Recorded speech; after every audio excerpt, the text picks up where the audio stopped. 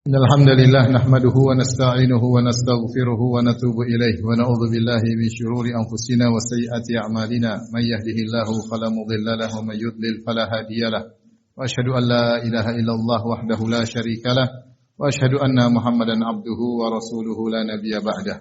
Ya ayyuhalladzina amanu taqullaha haqqa tuqatih wa la tamutunna illa wa antum muslimun. Fa in asdaqal hadithi kitabullah wa khairal huda huda Muhammadin sallallahu alaihi wasallam. وشر الأمور محدثاتها وكل محدثة بدعة وكل بدعة ضلالة وكل ضلالة في النار. معاشر المسلمين أوصيكم ونفسي بتقوى الله فقد فاز المتقون. Allah Subhanahu wa taala berfirman, "Wa rabbuka yakhluqu ma yasha'u wa yakhtar." Dan Rabbmu lah yang telah menciptakan apa yang Dia kehendaki dan memilih apa yang Dia kehendaki. Di antara yang dipilih oleh Allah Subhanahu wa taala waktu-waktu yang mulia dan tempat-tempat yang mulia sesuai dengan hikmahnya. Allah memilih tempat-tempat yang mulia seperti tanah suci Mekah dan Madinah, Masjid Haram, Masjid Nabawi, demikian juga Masjid Aqsa. Demikian juga Allah memilih waktu-waktu yang mulia di antara waktu-waktu sepanjang tahun. Ada di antaranya seperti bulan Ramadan, terkhususkan 10 hari terakhir, dan juga waktu-waktu yang lain yang spesial di antaranya adalah bulan Dzulhijjah. Sebagaimana kita ketahui bulan Dzulhijjah adalah termasuk dari Ashhurul Hurum, 4 bulan haram, dan dia juga termasuk dari hari bulan-bulan haji yang kata Allah Subhanahu wa taala al-hajju asyhurun ma'lumat, bahwasanya haji ada bulan-bulan yang telah diketahui, yaitu bulan Syawal, Dzulqa'dah, dan di antaranya bulan Dzulhijjah. Dan di antara hari-hari di bulan Dzulhijjah yang paling spesial adalah 10 hari pertama. Karenanya Allah Subhanahu wa taala bersumpah dengan hari-hari tersebut. Allah berfirman, "Wal fajr wa layalin 'ashar." Demi malam-malam yang 10. Yang dimaksud dengan malam-malam yang 10 sebagaimana pendapat mayoritas ulama adalah 10 hari Dzulhijjah. Meskipun Allah mengungkapkan dengan malam, namun dalam bahasa Arab malam terkadang mengungkapkan siang. Seperti yang Allah firmankan kepada Zakaria, yaitu bahwasanya Zakaria tidak bisa berbicara selama salasata ayyamin, dalam ayat yang lain salasa layalin sawiyya. 3 hari, dalam ayat yang lain 3 malam, maksudnya malam adalah hari. Oleh karenanya ketika Allah berfirman walayalin asyar, demi malam-malam yang 10, maksudnya demi 10 hari awal di bulan Dzulhijjah. Dan ini juga didukung oleh hadis Nabi sallallahu alaihi wasallam, "Ma min ayyamin al-amalu shalihu fihinna ahabbu ila Allah minhu fi hadhil ayyam." Tidak ada hari-hari yang di mana amal saleh yang dilakukan padanya lebih dicintai oleh Allah Subhanahu wa taala seperti amal saleh yang dikerjakan pada hari-hari ini, yaitu 10 hari pertama bulan Dzulhijjah. Sahabat bertanya, "Walal jihad fisabilillah?" Apakah lebih disukai daripada jihad fisabilillah? Kata Nabi sallallahu alaihi wasallam, "Walal jihad fisabilillah." Bahkan lebih disukai daripada jihad fisabilillah. "Illa rajulan kharaja bi nafsi wa malihi tsumma lam yarji' min dzalika bi syai'." Kecuali seorang yang keluar berjihad membawa raganya dan membawa hartanya, kemudian semuanya hilang dari dirinya, nyawanya hilang, kemudian hartanya dirampas oleh musuh, baru bisa sama pahalanya dengan amal saleh yang dilakukan di 10 hari pertama bulan Dzulhijjah. Oleh karenanya ma'asyiral muslimin, hari-hari tersebut 10 hari awal Dzulhijjah adalah hari-hari yang sangat mulia, yang pahalanya sangat luar biasa. Namun yang menyedihkan banyak orang yang melalaikannya. Kita lihat kaum muslimin untuk 10 hari terakhir bulan Ramadan, mereka memberi perhatian khusus. Tetapi ketika 10 hari pertama bulan Dzulhijjah, banyak di antara mereka yang lalai. Padahal kata para ulama, 10 siang terbaik adalah 10 siang hari Dzulhijjah. Bulan pertama, 10 hari pertama bulan Dzulhijjah. Dan 10 malam terbaik adalah 10 malam terakhir bulan Ramadan. Oleh karenanya siapa yang diberi kesempatan untuk bisa beribadah, maka beribadahlah sebaik-baiknya di 10 hari pertama bulan Dzulhijjah. Apa ibadah-ibadah yang bisa kita lakukan? Tentunya bagi yang melaksanakan ibadah haji, maka bergembiralah yang bisa pergi ke tanah suci untuk melaksanakan ibadah haji di 10 hari pertama bulan Dzulhijjah. Karena dia telah mengumpulkan 2 keistimewaan. Keistimewaan waktu, yaitu 10 hari pertama bulan Dzulhijjah, dan keistimewaan tempat, yaitu dia berada di tanah suci Mekah. Ya, sehingga terkumpul pada dia 2 keutamaan. Maka mereka melaksanakan ibadah-ibadah yang agung. Pada tanggal 8 mereka mabit di Mina, kemudian tanggal 9 mereka wukuf di Arafah, kemudian malamnya mereka mabit di Muzdalifah, kemudian tanggal 10 mereka melakukan banyak ibadah. Ada tawaf haji, ada sa'i haji, ada bertahallul, kemudian ada menyembelih hewan-hewan hadyu. Maka beruntunglah mereka para jemaah yang bisa berhaji. Kemudian bagaimana Allah istimewakan tanggal 9 Dzulhijjah yang hari Arafah. Kata Allah Subhanahu wa taala, "Wa syafi'i wal watr." Sebagian ulama menafsirkan wal watr, demi yang ganjil, maksudnya adalah tanggal 9 Dzulhijjah. Dan Nabi sallallahu alaihi wasallam bersabda, "Ma min yaumin aktsaru min an yu'tika Allahu fihi 'abdan minan nar min yaumi Arafah." Tidak ada hari yang di mana Allah paling banyak membebaskan hambanya dari neraka jahanam seperti hari Arafah. Wa innahu la yadnu, dan pada hari tersebut Allah mendekat kepada hamba-hambanya, kepada para jamaah haji. Tsumma yubahi bihimul malaikah, kemudian Allah membanggakan para jamaah haji di padang Arafah di hadapan para malaikat. Dalam riwayat yang lain kata Allah Subhanahu wa taala, "Unzuru ila ibadi haula'i syu'tan gubran ja'uni." Lihatlah kepada hamba-hambaku tersebut yang datang kepadaku dalam kondisi syu'tan gubran, dalam kondisi rambut mereka semerawut penuh dengan debu.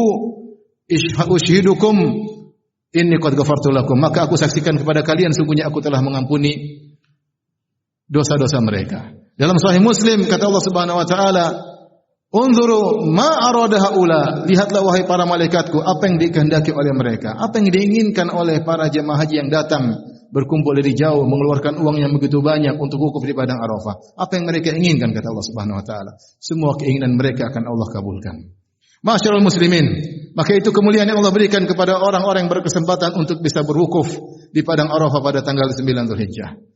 Adapun orang-orang yang tidak melaksanakan ibadah haji, maka ibadah tetap banyak bisa mereka lakukan di 10 awal bulan Dzulhijjah.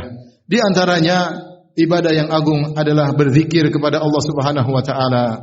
Nabi sallallahu alaihi wasallam bersabda setelah menyebutkan keutamaan 10 hari pertama bulan Dzulhijjah, kata Nabi sallallahu alaihi wasallam, "Fa'aksiru fihinna at-tahlil wat-takbir wat-tahmid."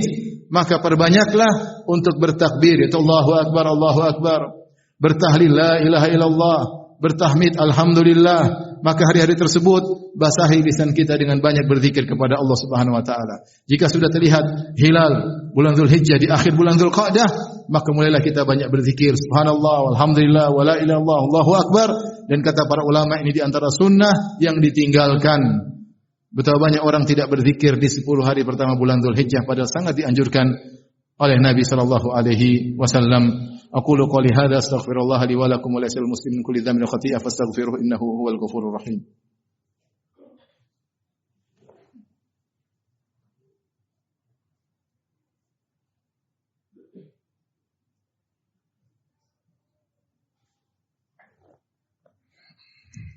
Alhamdulillahi ala ihsani wa syukru lahu ala taufiqihi wa amtinanihi wa asyhadu an la ilaha illallah wahdahu la syarika lahu ta'ziman li sya'nihi wa asyhadu anna Muhammadan abduhu wa rasuluhu da'ila ridwanihi. Allahumma salli alaihi wa ala alihi wa ashabihi wa ikhwani. Di antara ibadah yang bisa dilakukan adalah berpuasa. Seorang boleh berpuasa dari tanggal 1 sampai tanggal 9 Dzulhijjah. Adapun jamaah haji maka tidak dianjurkan mereka berpuasa tanggal 9 karena mereka wukuf di padang Arafah.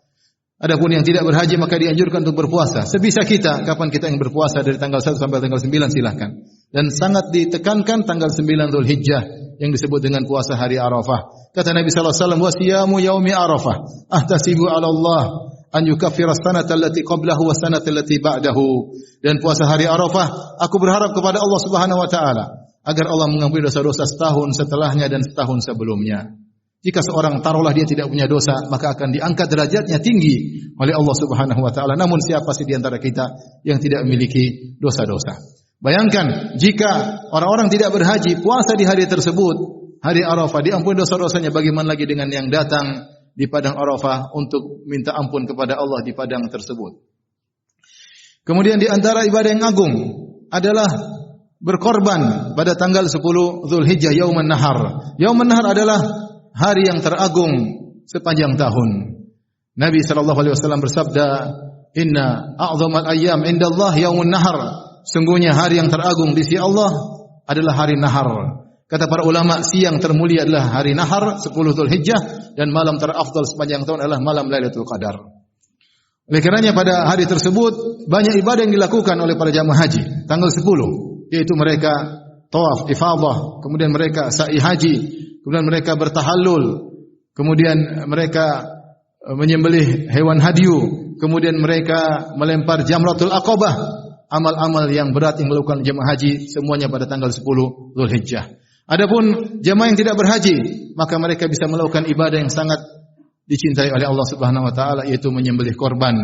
Kata Nabi sallallahu alaihi wasallam, "Ma amila ibnu Adam yauman nahri ahabba ila Allah min iraqatid dima atau min ihraqid dam." Kata Nabi sallallahu alaihi wasallam, tidak ada amalan yang dilakukan anak Adam pada tanggal 10 Dzulhijjah yauman nahar yang paling dicintai oleh Allah seperti menyembelih hewan korban. Oleh karenanya siapa yang memiliki kelapangan, hendaknya dia menyembelih hewan korban, beribadah, berkorban untuk Allah Subhanahu wa taala, menyembelih untuk Allah Subhanahu wa taala sebagai syiar tauhid kepada Allah Subhanahu wa taala. Sungguh banyak orang-orang yang menyembelih untuk selain Allah Subhanahu wa taala. Betapa banyak orang yang menyembelih untuk jin, untuk syaitan, untuk para dukun, persyaratan-persyaratan yang batil.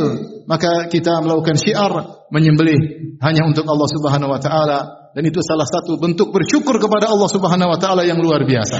Oleh karenanya ketika Allah mengabarkan tentang nikmat yang Allah berikan kepada Nabi sallallahu alaihi wasallam, Allah berfirman, "Inna a'tainakal kautsar." Sungguhnya kami telah berikan engkau telaga atau sungai Al-Kautsar di surga, dan itu spesial untuk Nabi sallallahu alaihi wasallam, tidak diberikan kepada nabi-nabi yang lain. Kemudian Allah berkata apa? "Fasholli rabbika wanhar." Kalau begitu wahai Muhammad sallallahu alaihi wasallam, salatlah dan sembelihlah. Kata para ulama, di antara bukti syukur seorang kepada Allah dengan syukur yang benar adalah dia banyak salat kepada Allah dan dia menyembelih untuk Allah Subhanahu wa taala. Karena setelah Allah kabarkan beri nikmat kepada Nabi, Allah menyuruh Nabi untuk wanhar dan sembelihlah. Maka siapa yang diberi kelapangan, memiliki harta, maka hendaknya dia menyembelih. Kalau dia mampu menyembelih sendirian silakan, kalau tidak mampu dia bisa bergabung dengan bertujuh untuk menyembelih onta atau untuk menyembelih sapi, dan semoga Allah mudahkan kita semua untuk bisa menjalankan ibadah kepada Allah Subhanahu wa taala di hari-hari tersebut. Namun ingat, karena Allah Subhanahu wa taala, bukan untuk bangga-banggaan, bukan untuk hebat-hebatan. Lan yanalallaha dima'uha luhumuha wala dima'uha walakin yanaluhu taqwa minkum. Tidak akan sampai kepada Allah darah hewan sembelihan, tidak akan sampai kepada Allah daging hewan sembelihan, tapi yang sampai adalah ketakwaan kepada Allah Subhanahu wa taala. Innallaha malaikatahu yusholluna 'alan nabi ya ayyuhalladzina amanu shallu 'alaihi wa sallimu taslima. Allahumma shalli 'ala Muhammad wa 'ala ali Muhammad kama shallaita 'ala Ibrahim wa 'ala ali Ibrahim innaka Hamidum Majid. Wa barik 'ala Muhammad wa 'ala ali Muhammad kama barakta 'ala Ibrahim wa 'ala ali Ibrahim innaka Hamidum Majid. Allahumma ighfiril muslimina wal muslimat wal mu'minina wal mu'minat الأحياء منهم والأموات إنك سميع قريب مجيب دعوات ويا قاضي الحاجات. اللهم آت نفوسنا تقواها وزكها أنت خير من زكاها أنت وليه مولاها. اللهم إنا نعوذ بك من جهد البلاء ودرك الشقاء وسوء القضاء وشماتة الأعداء. اللهم إنا نسألك الهدى والتقى والعفاف والغنى. ربنا آتنا في الدنيا حسنة وفي الآخرة حسنة وقنا عذاب النار. أقيموا الصلاة.